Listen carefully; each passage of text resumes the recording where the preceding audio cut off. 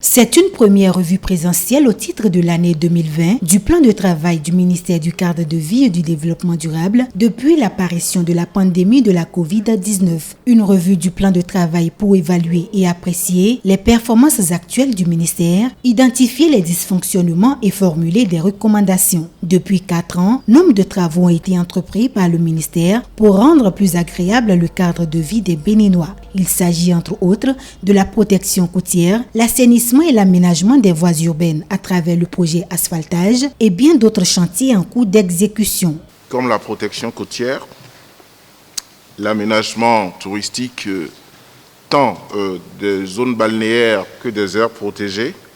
Notre action a impacté également l'économie locale par le réseau de construction, de modernisation des marchés urbains et régionaux.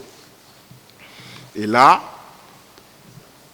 l'impact par la couche sociale touchée va être un impact extrêmement élevé. Aujourd'hui, les populations bénéficiaires constatent avec beaucoup de bonheur ces résultats, mais réclament encore plus. À la limite, deviennent plus exigeantes. Mais tout n'a pas été rose, vous le savez très bien. Certains projets peinent encore à satisfaire ou atteindre les objectifs qui nous ont été fixés.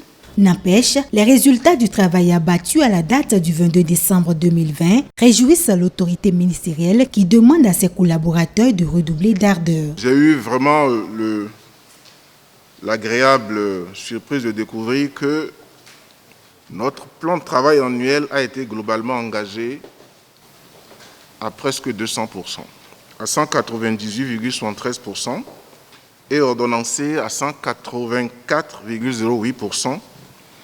Pour aujourd'hui, à la date du 22 décembre, atteindre une performance physique de 68,51%.